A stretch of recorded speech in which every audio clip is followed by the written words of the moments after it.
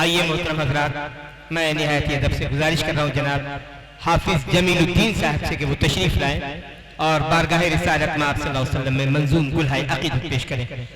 السلام علیکم ورحمۃ اللہ وبرکاتہ۔ تھوڑا تیز آواز سے، آپ لوگ نبی پاک صلی اللہ علیہ وسلم کے مجلس میں بیٹھے ہیں، کوئی قبرستان میں نہیں بیٹھے ہیں۔ بہرحال کس کے سلام کا جواب دیجئے، السلام علیکم۔ وعلیکم السلام ورحمۃ اللہ وبرکاتہ۔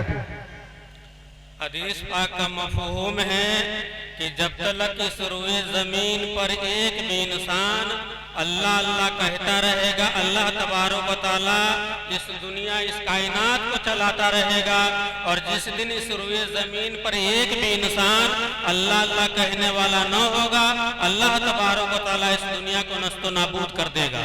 تو یہ دنیا کا نظام ایک مسلمان، ایک ایمان والے کی بدولت اللہ تبارک و تعالیٰ چلا رہا ہے۔ اسی لیے جو ہے اس دنیا میں مسلمانوں کے مٹانے کے لیے بہت سا لوگ آئے۔ ابو جہل آئے نبی علیہ السلام کو اور صحابہ کو مٹانے کے لیے بہت کوششیں کی، اور آپ جو ہے نبی پاک صلی اللہ علیہ وسلم کی امت ہے، ان کے بھی مٹانے کے لیے لوگ سازشیں رچتے ہیں اور راتوں دن یہ منصوبہ بناتے ہیں کہ یہ مسلمان کیسے مٹ جائے۔ جب مسلمان مٹ جائے گا تو تم خود بخود مٹ جاؤ گے۔ اس شعر کے اس جملے میں یہ اشارہ ہم نے پہلے کر دیا ہے۔ آپ کے سامنے میں ایک نعت شریف پیش کر رہا ہوں، اس سے ملاحظہ فرمائیں اور کس کے کہیے سبحان اللہ، سبحان اللہ۔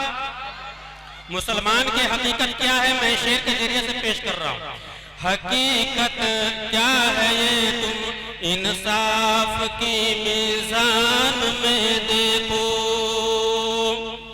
سبحان اللہ کہہ دیجئے، سبحان اللہ، ماشاءاللہ۔ حقیقت کیا ہے تم انصاف کی میزان میں دیکھو۔ حقیقت کیا ہے تم انصاف کی میزان میں دیکھو۔ حقیقت کیا ہے تم انصاف کی میزان میں دیکھو۔ ہماری شان جا کر بدر کے میدان میں دیکھو۔ کیا کہنے ہیں؟ زندہ باد، زندہ باد، سبحان اللہ کہہ دیجئے ایک بار، پورے مجلس سے گزارش ہے سبحان اللہ کہہ دیجئے۔ میدان میں دیکھو۔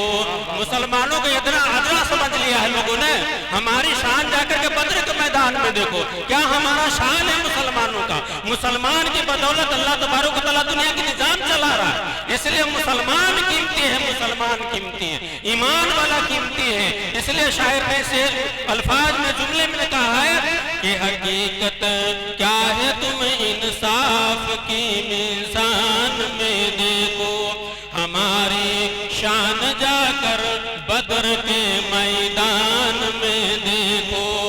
اور حضرت عمر رضی اللہ تعالیٰ عنہ نے کیا عدل انصاف کیا ہے وہ آپ کے سامنے میں لا رہا شعر کے ذریعے سے ملا۔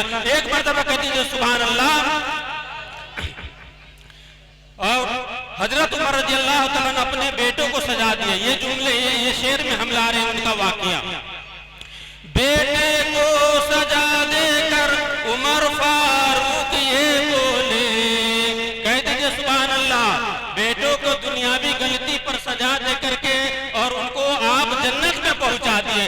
جو بھی سجا تھا اپنے دنیا ہی میں دے دیا اور اللہ تبارک و تعالیٰ نے ان کو جنت میں داخلہ کر دیا۔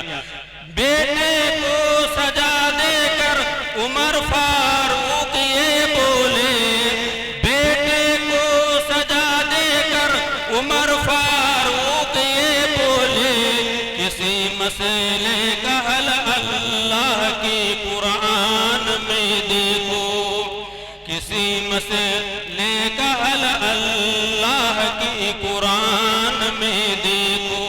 حقیقت کیا ہے جی تم انصاف کی میزان میں دیکھو۔ ہماری شان جا کر بدر کے میدان میں دیکھو۔ ایک مرتبہ کہہ دیجیے اور سبحان اللہ، سبحان اللہ، سبحان اللہ، سبحان اللہ، سبحان اللہ۔ بہت پیارا مجمع ہے۔ اللہ پاک ہم کو اور آپ کو سب کو قبول عطا فرمائے۔ اصل معاملہ جو ہوتا ہے قبولیت کا ہوتا ہے نا۔ تو اس لیے قبولیت اللہ قبول کر لے، ہم سب کامیاب ہو جائیں گے، یہ جلسہ کامیاب ہو جائے گا، ہم سب کامیاب ہو جائیں گے۔ تو اس لیے جو ہے اللہ ہم سب کو قبول عطا فرمائے۔ حقیقت کیا ہے تم انصاف کی میزان میں دیکھو، ہماری شان جا کر بدر کے میدان میں دیکھو۔ کیا کہنے؟ اور ایک پیارا شعر پیش کر رہا ہوں آپ کے سامنے میں۔ نبی پاک صلی اللہ علیہ وسلم نے فرمایا کہ اے خطاب کے بیٹے عمر، لوگوں میں جا کر کے اعلان کر دو جنت میں صرف ایمان والا جائے گا۔ شرط کیا ہے؟ ایمان والا شرط ہے، مال و دولت نہیں، ایمان والا شرط ہونا ہے۔ اور اس جملے میں پیش کر رہا ہوں کہ جنت فردوس میں ایمان والے جائیں گے۔ کہہ دیجئے سبحان اللہ، ایمان والا جنت میں جائے گا بے شک۔ جنت فردوس میں ایمان والے جائیں گے۔ اور اگلے جملے پر، اگلے شعر پر کوئی خاموش نہیں بیٹھے گا، بلکہ کس کا سبحان اللہ کہنا ہے۔ جنت فردوس میں ایمان والے جائیں گے، جنت فردوس میں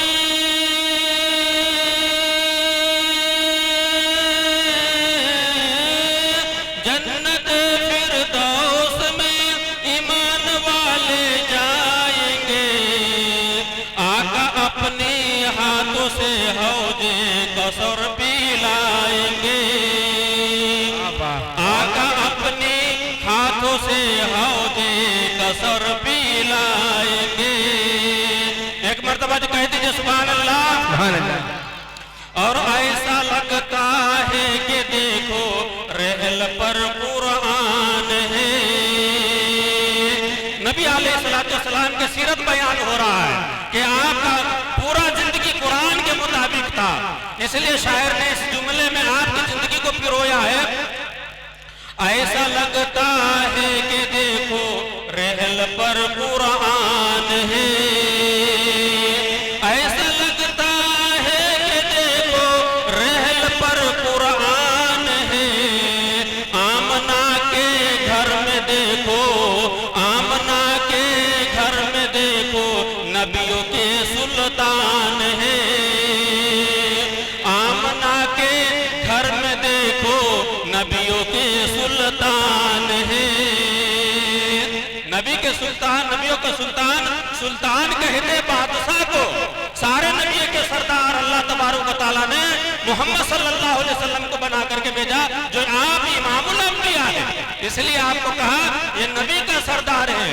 تو اس لیے جنت فردوس میں ایمان والے جائیں گے، آقا اپنے ہاتھوں سے حوض کوثر پلائیں گے۔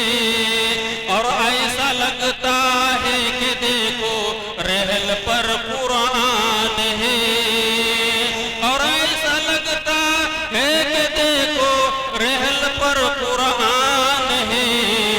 آمنہ کے گھر میں دیکھو، آمنہ کے گھر میں دیکھو نبیوں کے سلطان ہے۔ آمنہ کے گھر میں دیکھو نبیوں کے سلطان ہے۔